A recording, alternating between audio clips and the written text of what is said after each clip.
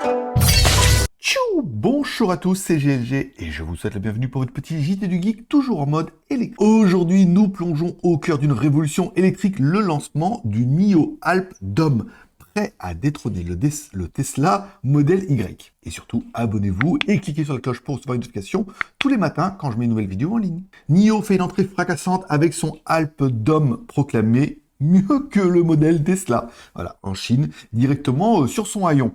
Vous avez fait la traduction, parce que voilà, moi non plus, j'ai pas compris. Cette affirmation audacieuse pose le Dome comme un sérieux concurrent du best-seller Tesla, notamment en Chine, avec un positionnement de prix plus agressif, à partir de 250 000 yuan, soit 34 700 $, soit environ 29 000 €. Je vous rappelle, c'est un tarif hors taxe qui prend en charge la conversion du yuan chinois en dollars et en euros.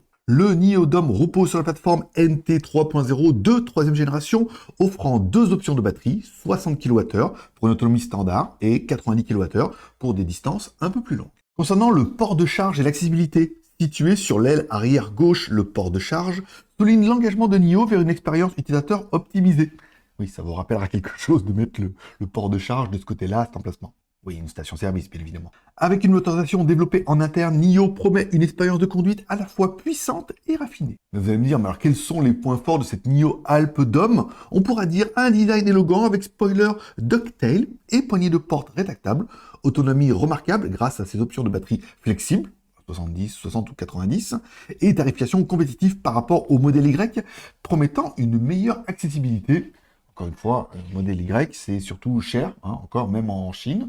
Et si on peut avoir quelque chose de bien, un peu moins cher, c'est pas mal aussi. Et petite question du jour, pensez-vous que la NIO Dome peut réellement surpasser la Tesla Model Y en termes de valeur et de performance? Alors je sais que la marque NIO n'est pas encore développée en Europe. En Chine, il y en a beaucoup, notamment avec leurs stations de changement de batterie, tout ça. Voilà, à vous de me dire en commentaire. Merci de laisser un like ou un dislike en dessous de cette vidéo, vous abonner si ce n'est pas encore fait, de mettre un commentaire pour dire ce que vous pensez de cette NIO, et d'après vous, est-ce qu'elle peut vraiment concurrencer Tesla? Au moins, du moins, pensez un petit peu marché chinois, pensez pas marché Europe. Voilà. Allez, je suis impatient de vous lire, on se donne rendez-vous demain pour votre prochain JT du Geek, toujours en mode électrique.